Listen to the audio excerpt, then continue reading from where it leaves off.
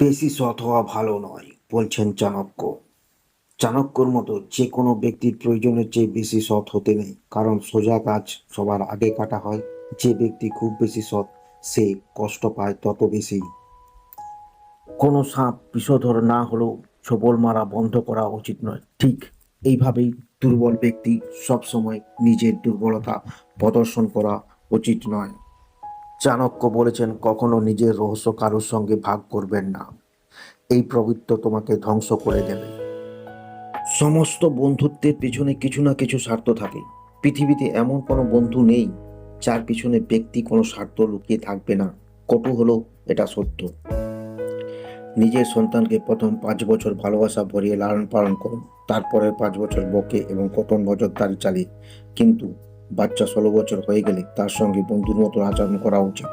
বড় বাচ্চারা আপনার সবচেয়ে ভালো বন্ধু।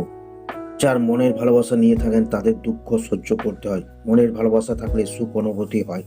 আবার এটি ভয় কাজ করে, হারিয়ে যাওয়ার ভয়, অধিকার কমে যাওয়ার ভয় ইত্যাদি। কিন্তু মনের ভালোবাসা জাগবে না, এমনও হতে পারে না। তাই প্রেম জগৎ দিন, কিন্তু বোধবুদ্ধ প্রয়োগ করুন। সংক্ষেপে বলতে গেলে, প্রীতির মধ্যে যে চতুর্য ধরে রাখে সেই শেষ পর্যন্ত সুখে থাকে।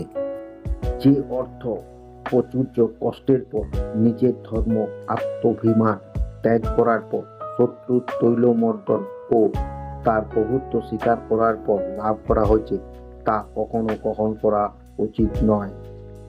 নিজ প্রবৃত্তির লোকেরা অন্যের মনকে কষ্ট দেওয়া, তাদের বিশ্বাস আহত করার কথা বলে, অন্যের সমালোচনা করে আনন্দিত হয়। কিন্তু এমন জাতকরা নিজেরাই বড় ও মিথ্যার জালে নিজেই জড়িয়ে পড়ে।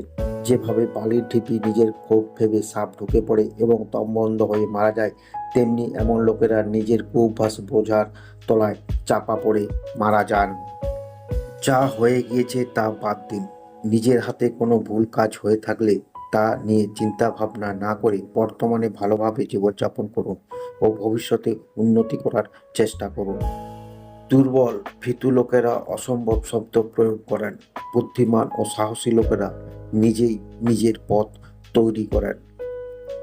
খারাপ সময়ের জন্য অর্থ সঞ্চয় করুন, পরিবারের উপর সংকট এলে অর্থ লুটিয়ে দিন, কিন্তু অর্থ ও পরিবারকে বাজি রেখে নিজের আত্মার নিরাপত্তা সুনিশ্চিত করতে হবে। সংকটের সময় ভাই বন্ধু এবং আর্থিক লোকসানের সময় স্ত্রীর প্রকৃতি পরিচয় পাওয়া যায়। কষ্টের চেয়ে বড় কষ্ট হলো অন্যের বাড়িতে থাকা।